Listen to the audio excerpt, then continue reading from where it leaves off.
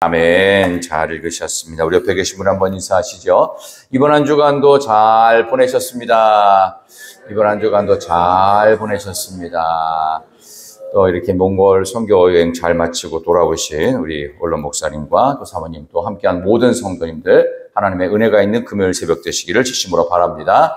주신 말씀을 가지고 먹고 남았더라 라는 제목으로 말씀을 증거하겠습니다. 자, 이제 본격적으로 기적의 이야기가 계속되고 있는 장면입니다.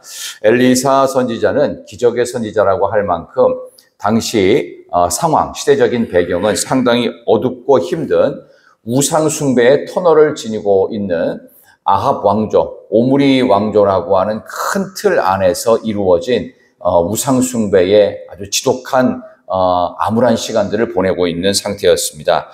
그래서 엘리야라고 하는 선지자를 일부러 아합과 이세벨이라고 하는 악랄한 왕을 위해서 그 백성을 살리기 위해서 보내놨던 것처럼 이 엘리야가 승천을 한 이후에는 그 후에 어떤 엘리사라고 하는 선지자를 통해 하나님이 갑절의 영감을 주시는 그런 시대적 배경의 흐름을 우리는 보고 있는데, 이렇게 시대가 환경과 조건이 어렵고 열악하고 또 우리를 향한, 예수 믿는 사람을 향한 반대가 극심하다는 것은 거꾸로 기적적인 능력도 많이 있고 은혜의 집중도도 더욱더 커졌다라는 것을 우리는 오늘 본문을 통해서 확인할 수 있습니다. 그래서 하나님께서 우리에게 기적을 주시는 일들이 간혹 있습니다. 근데 이 기적같이 느껴지는 일들은 우리의 일상 속에서 느끼는 모든 지금의 흐름도 다 기적인데 별로 기적이라는 생각을 안 하죠. 왜냐하면 전 인류가 똑같이 경험하고 있기 때문에 기적이라는 생각을 별로 하지 않는데, 지금 이 아침에 나온 여러분들도 돌아가시지 않고 장례 안 치르고 이 자리에 왔다는 것 자체도 엄청난 기적이에요. 오늘 하루도 선물로 주셨어요. 내일도 주실 거라고 하는 밑도 끝도 없는 믿음을 갖고는 있긴 하지만 내일 어떻게 될지는 또 내일 가봐야 하는 것입니다. 그런 모든 것들이 다 소생의 생명의 기적을 우리는 경험하는데, 기적이라고 확실하게 느꼈을 때는 언제냐? 굉장히 힘들었을 때예요.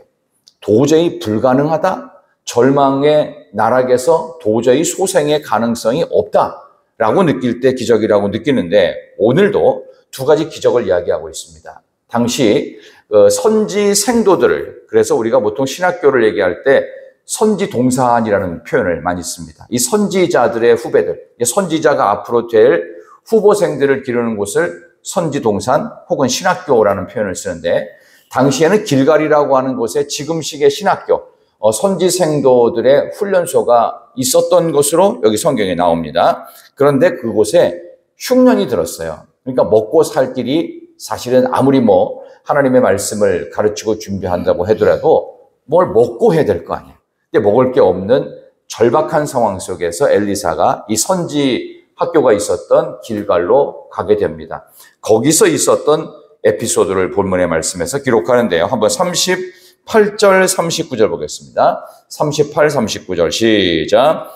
엘리사가 다시 길갈에 이르니 그 땅에 흉년이 들었는데 선지자의 제자들이 엘리사의 앞에 앉은지라. 엘리사가 자기 사환에게 이르되 큰 솥을 걸고 선지자의 제자들을 위하여 국을 끓이라 하매, 한 사람이 채소를 캐러 들에 나가 들포도 동쿨을 만들라. 그것에서 들호박을 따서 옷자락에 채워 가지고 돌아와 썰어 국 끓이는 솥에 넣되 그들은 무엇인지 알지 못한지라. 아멘.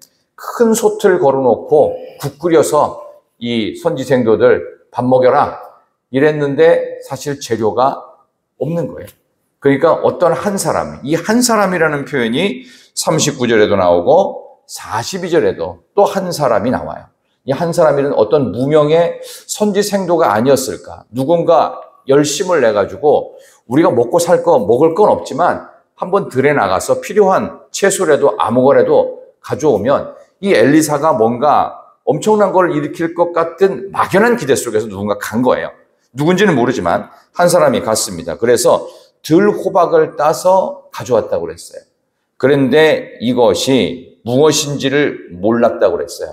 가져오긴 가져왔는데 이게 뭔지를 잘 모르는. 저 같은 경우는 가장 모르는 게 뭐냐 하면은 들에 핀 많은 그 꽃들, 그리고 나무, 이거 저한테 물으면 잘 모릅니다. 저한테는 성경 말고 딴 거 물으면 잘 모르는데 그 중에 특별히 식물 종류, 목사님 이게 뭐예요? 전혀 몰라요. 저한테 묻지 말고 네이버 검색창을 검색하시면 알 수 있습니다. 마치 그것처럼 이게 뭔지를 모르는 거예요. 뭔지는 모르는데 이 사람도 저하고 비슷하게 꺾어오긴 꺾어왔는데 이게 호박이라는 것도 모르고 꺾어와서 무작정 사환에게도 준 거예요. 사환도 잘 모르는 것 같아요. 이 사환 게하시도 그냥 무작정 물 부어가지고 국그릇에 국솥에 넣고서 끓였어요. 나눠줍니다. 근데 먹어보니까 독한 기운이 너무 강한 거예요. 그러니까 도저히 먹을 수 없는 상태가 됐습니다. 그때 신기한 일이 벌어지죠. 엘리사가 뭔지를 모르겠는데 이게 참 알 수가 없어요. 계속 몰라요. 41절 보십시다. 41절 다 같이 엘리사가 그 다음에 조치를 취해서 먹게 되는데 41절 시작.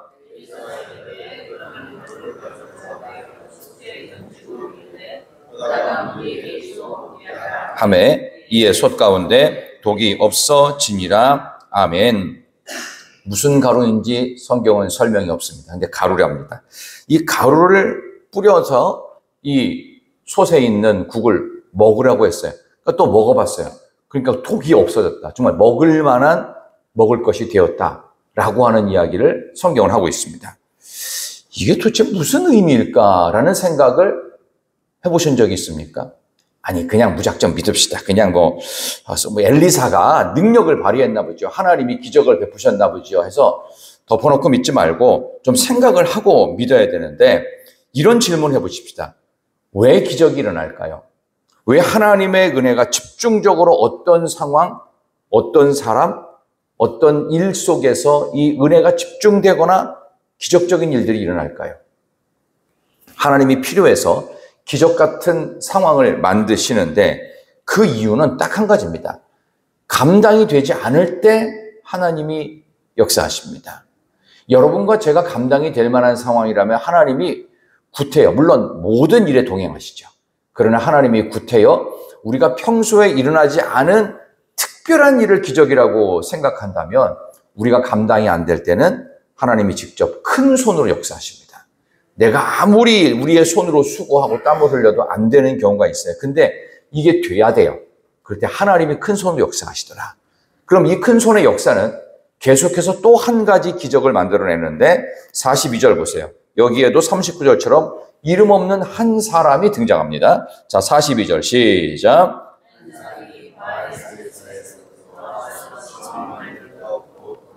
20개와 또 자루에 담은 채소를 하나님의 사람에게 드린지라 그가 이르되 무리에게 주어 먹게 하라. 아멘.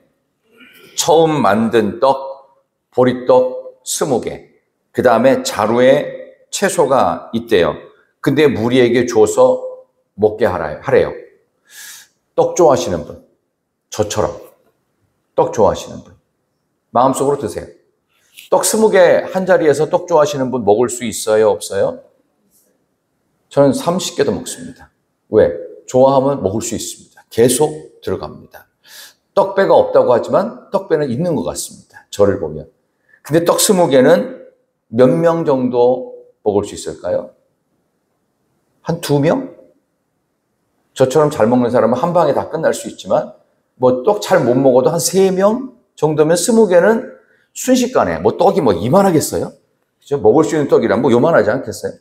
그럼 2-3명이면 얼마든지 떡 못 먹어도 다 먹을 수 있고 채소 뭐 한 자루 뭐 10명도 못 먹습니다. 뭐 5-6명 먹으면 다 하는데 숫자를 보니까 떡 20개 한 자루 채소인데 43절 보니까 인원이 무척 많습니다. 한번 보세요. 43절 시작. 그 사환이 이르되 내가 어찌 이것을 100명에게 주겠나이까 하나 엘리사는 또 이르되 무리에게 주어 먹게 하라.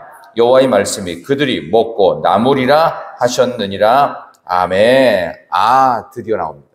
여호와의 말씀이 먹고 남겠다고 이미 이야기를 하신 거예요. 그렇다면 앞에 나오는 먹을 수 없는 독이 든 것 같은 국에 무슨 가루를 넣었다는 것도 하나님의 지시하심이었을 것이다. 이렇게 충분히 우리가 추측을 할 수 있는 부분인데 여기서 제가 말씀드리고 싶은 핵심은 이겁니다.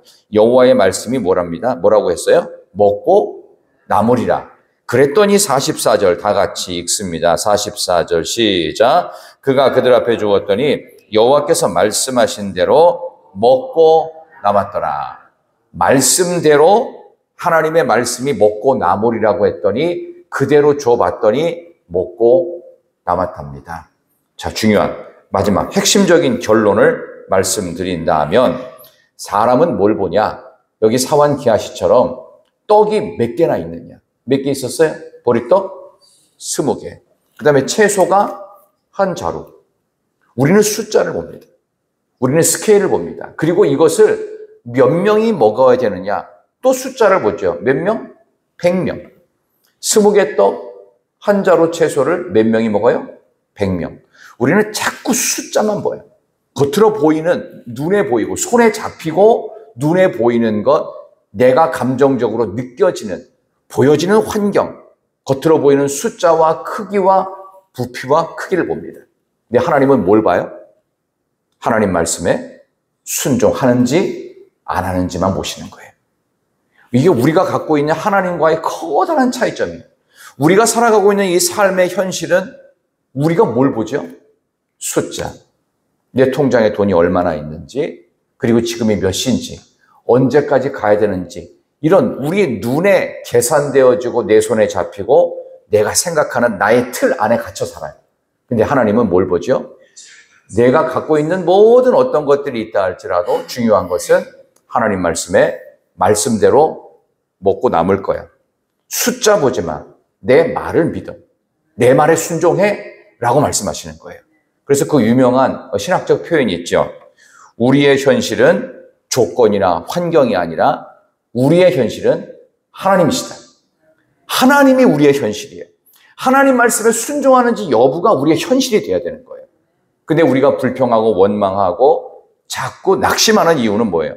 보이는 것, 손에 잡히는 것, 개수, 크기, 규모, 어떻게 환경이 조성됐는지만 보니까 믿음은 안 생기고 자꾸 불평스러운 거예요. 왜 이런데 안 되냐? 왜 이런데 우리가 뭐 해야 되겠냐? 있고 없고를 자꾸 따지죠. 근데 이 모든 것의 근원은 하나님이십니다. 믿는 자의 현실은 하나님이세요. 믿는 자의 현실이 조건이나 숫자와 크기가 아니라는 사실을 오늘 성경은 우리에게 가르쳐주며 먹고 남을 거야. 숫자상으로는 못 먹을 것 같고 안 남을 것 같지 말씀에 순종하면 먹고 남는다. 구약의 오병이어도 여전히 유효했습니다. 그렇다면 신약의 예수님의 오병이어는 당연한 것이었습니다. 200데나리온의 떡이 부족하여 그것도 안 될 것 같다라고 하면서 제자들이 요한복음 6장에서 계속 걱정만 하고 있죠. 그러니까 주님 뭐래요? 설명도 안 하고 예전에 이런 일이 엘리사가 이렇게 사람들 먹였는데 하나님의 아들이고 영원한 구원자 메시아가 될 내가 명령한 거야. 내 말에 순종만 해. 내 말에 순종하는 것이 믿는 자의 현실이야.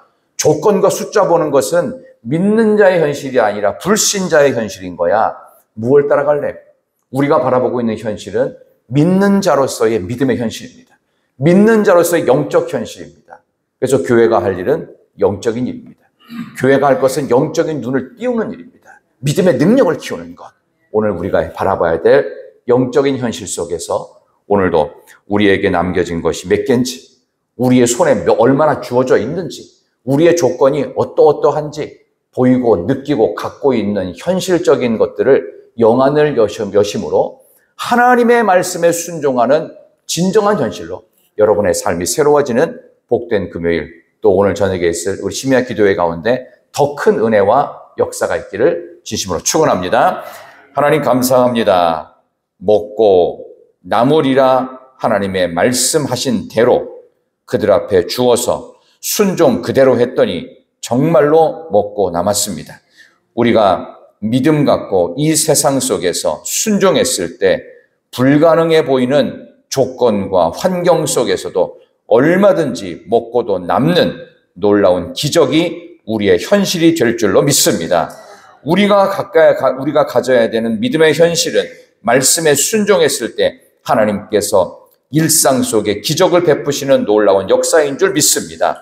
오늘도 기도하며 우리는 하나님께서 우리의 삶의 현실이 되어주시고 하나님께서 우리의 삶의 기도에 응답이 되어주실 줄 믿습니다.